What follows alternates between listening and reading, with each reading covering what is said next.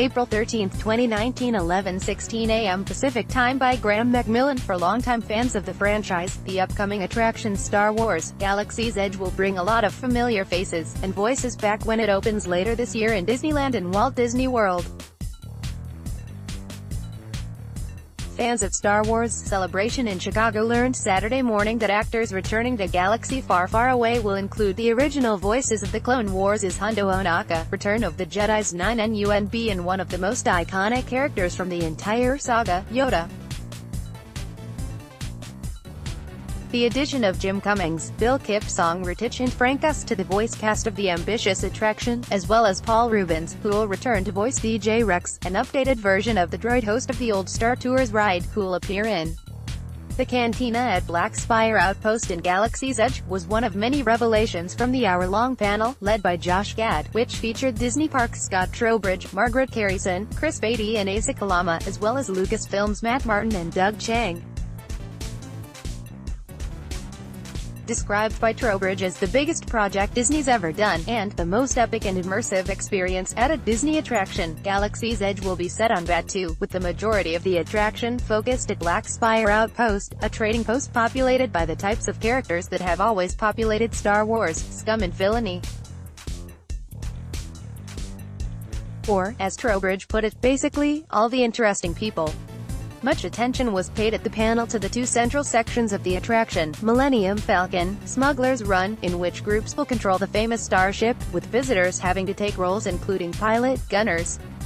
and engineers, in order to keep the ship in flight, and Star Wars: Rise of the Resistance, which will bring visitors face-to-face with characters from the saga including Kylo Ren as they attempt to join the Resistance, but find themselves captured by the First Order. The panel talked about the experience of visiting Black Spire Outpost, which will feature food, drink and merchandise created to resemble items that would be found inside the Star Wars galaxy, including blue and green milk as seen in the movies. For 40 years, we've wondered what it tastes like, and now you'll be able to find out for yourself, teased Beatty, and so-called space meat cooked over what is, in-universe, a repurposed pod racer engine as seen in 1999 Star Wars Episode I, The Phantom Menace. Also available will be Coca-Cola beverages in specially designed packaging, introduced on stage by the Coca-Cola Company's Brad Spickard and Matt Cooper. Adding to the immersive element, the panel debuted music created for the attraction, including the public premiere of John Williams' complete original Galaxy's Edge suite, as well as two pieces to be played inside the Cantina, including a new piece by the same band as the Cantina Band from the 1977 original movie. Panelists also discussed the technology that will be used to allow visitors to add to their experience. The Play Disney Parks app will offer a Star Wars holopad that will translate signage into English, let people hack droids and other technology at the attraction and interact with each other by aligning with the Resistance or First Order at specially designated check-in points.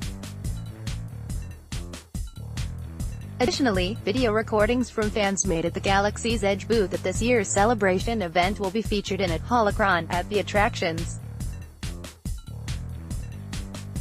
At the heart of the entire thing, of course, is Star Wars, and the panel pointed out the multiple ways in which Galaxy's Edge will be folded into the larger narrative of the franchise. A number of prose and comic book releases have already been announced to provide backstory to the attraction, and Matt Martin, who is part of Lucasfilm's story group, tasked to keep continuity straight across the entire franchise,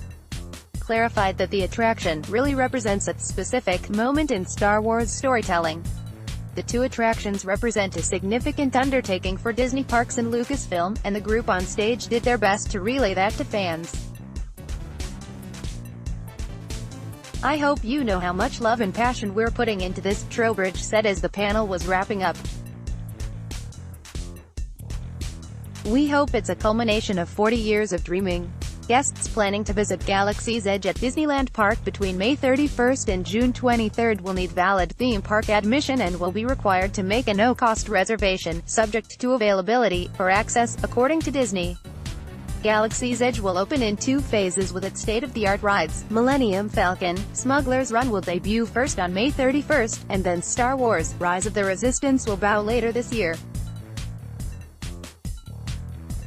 In February, The Hollywood Reporter attended a media preview of the 14-acre, themed destination at Disneyland Park in Anaheim.